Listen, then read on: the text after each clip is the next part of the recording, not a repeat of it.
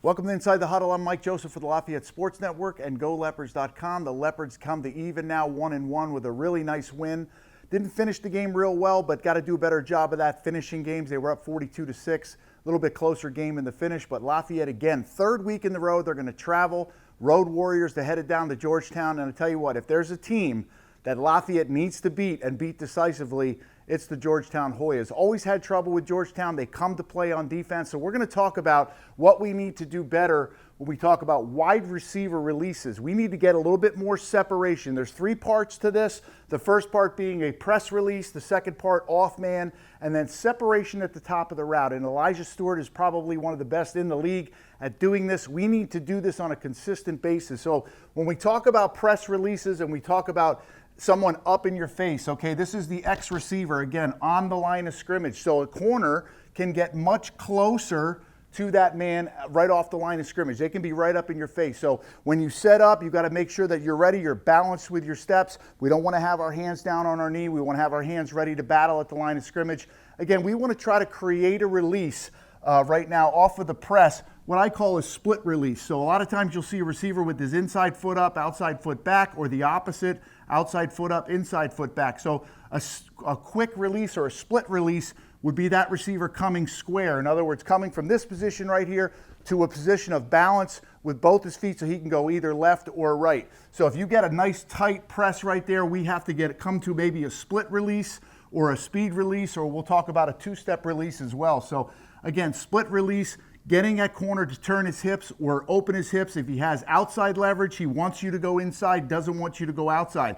So a lot of times a corner will line head up. And if that's the case, you get him squared up right away, you can use a split release as a great release. If the corner has inside leverage and wants to force you to the outside, you may want to use a two-step release. In other words, forcing to the outside, get him to open his hips and maybe come back underneath with your slant, get to the top of your route and run your takeoff, or get him on top. So a lot of times with wide receivers and corners, when you're down the field running and that receiver's here and that corner is behind him, I call that stacked.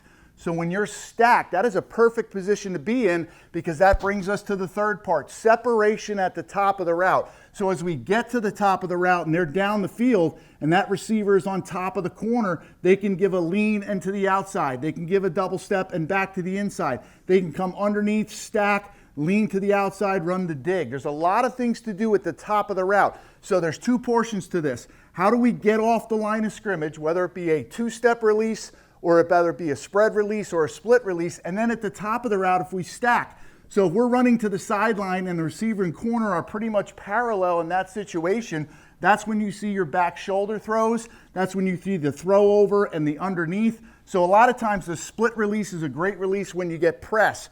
If we get off man coverage or a Z receiver that's actually off the line of scrimmage, that nickel in here can't get as close to that corner as he wants. So there's a lot more space to work with. This is a great one when we can get in and do a speed release. We open that DB's hips to the outside, we come back underneath. A lot of times in the past, when a corner and a receiver were off man, we call that off man. Corner would be outside leverage, inside leverage. We used to try to stem, in other words, stem to the inside. But what happens if we're stemming inside and we're running an inside route, we're bringing that defensive back closer to the catch. We don't want to do that. So a lot of times you'll see a wide receiver attack the outside at the top of the route right here. If we can get that corner to open his hips, bang, we got him. So a lot of things, split release at the press coverage, two-step release would be just up the field, in, out, back type of thing, a little shuffle, a little bang, bang, bang, and back to the inside, two-step release. And then the speed release is to get on top and actually get that corner, what we call stacked. So a lot of different ways to do it. Split, two-step speed, press release, off man has to be good this way so that we can get guys like Dean Denoble and Elijah Stewart, the best receiver in the league, off to a better start. Elijah this week, 7 or 8 catches plus. Lafayette comes away with a win down in Washington, D.C.